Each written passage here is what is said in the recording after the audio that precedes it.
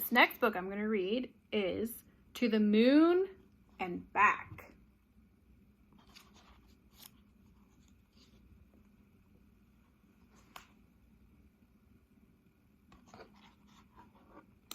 For as long as people have walked the earth, we have wanted to know more about the night sky. What is out there in space? We made telescopes and maps and satellites. Then one day we built rocket ships and we went to the moon. Let's learn about going to the moon and coming home again. A telescope is a special tool that helps us see the things that are very, very far away, even things in outer space. A telescope works like a super-strength magnifying glass, making things like the moon and stars look bigger, clearer, and closer. So here you can see there's Mars in the telescope. There's the moon in the telescope. A shooting star.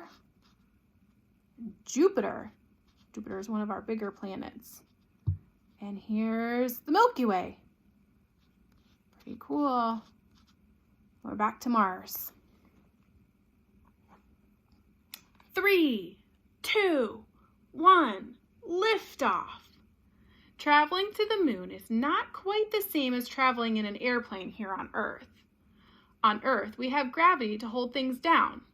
Jump up in the air. Did you land on the ground? That's gravity.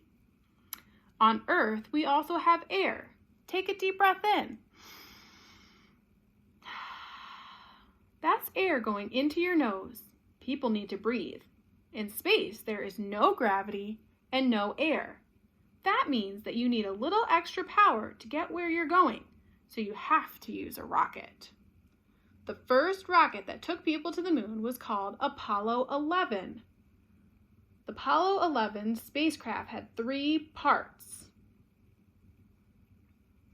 A command module called Columbia, where the crew lived and worked, a service module for oxygen, water, and electric power, and a lunar module named Eagle. That's what landed on the moon.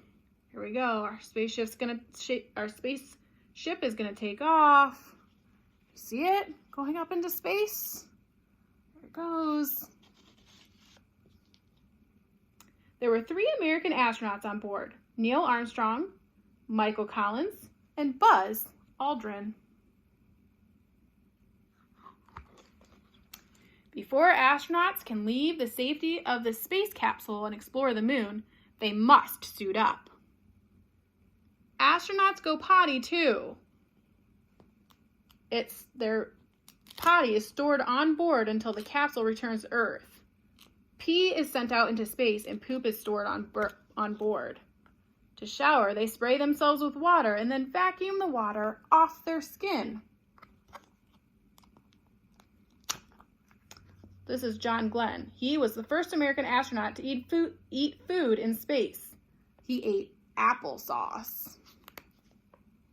Sally Ride was the youngest astronaut to go into space. Here's their suit: a helmet, a gold-plated sun visor, communication, gloves, and boots.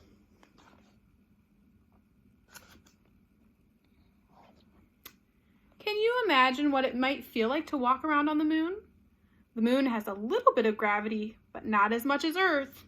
When you walk, you look like you are bouncing, and you can jump much higher than you can on Earth. The whole spacecraft could not land on the moon, so Buzz Aldrin and Neil Armstrong flew the Eagle to the moon's surface on July 20th, 1969. That's where the saying, "the Eagle has landed," comes from. They spent about 2.5 hours exploring the moon's surface. The surface of the moon is covered in dust and rocks. Neil Armstrong was the first person to walk on the moon. Here's our craters.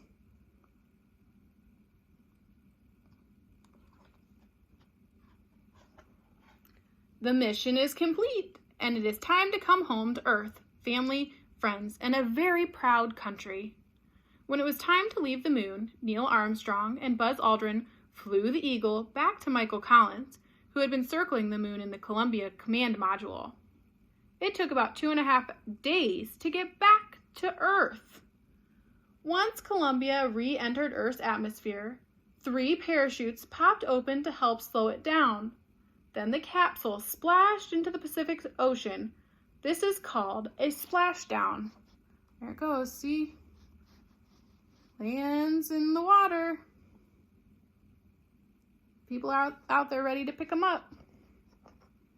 After splashdown, the astronauts were picked up by a helicopter and flown to the recovery ship, the USS Hornet.